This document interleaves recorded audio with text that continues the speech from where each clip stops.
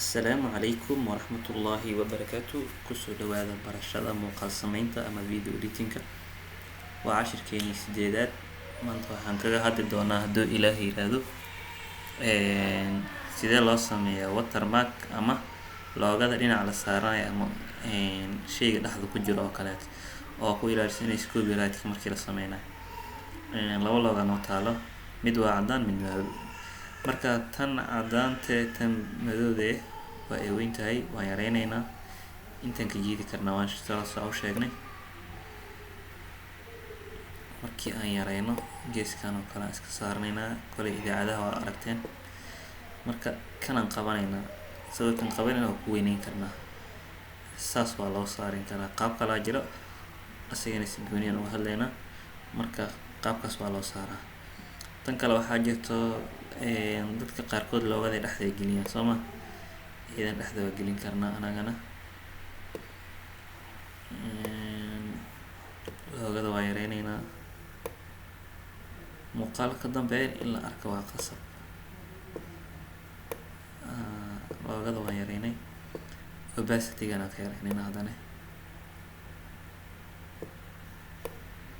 Okay, handaara marka loogada dhexda way ku jirtaa, wixii ka dambeeyana waa la arkayaa.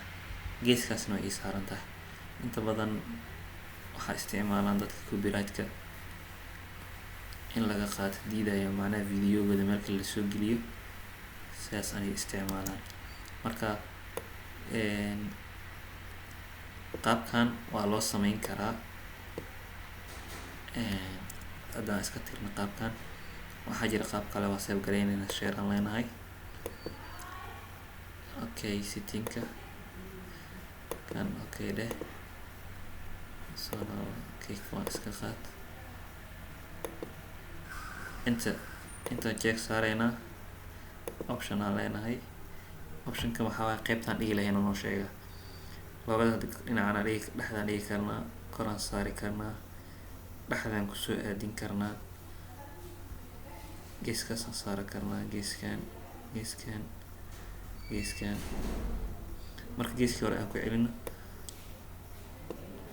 intana waa kasoo sakin kartaa, waa fahanteen sooma.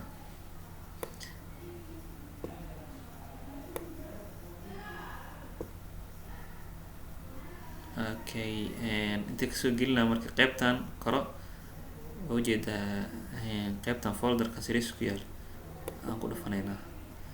loogada geeskana taalaa waa soo gelinaynaa. ujeedaa loogadeena noo soo gashay. intaan keeni karnaa, inta geeskaasaan ku dhaafaynaa, waxaa kasoo siki karnaa. loogada marna waa la arkaa opacity-geeda, macnaha kan opacity-gi waaye. dhexdoo kale aan geeyey, opacity-ga horaan ugu sheegay waan loogadan zaaida usoo ifin kartaa. haddii aad doontidna waa yareyn kartaa oo daciifaa ka dhigi kartaa. marka daciif waa wada badinaynaa. kan hawayar inta kasoo siki, intana hawayar ka siki, iska okay ku dhufanaynaa.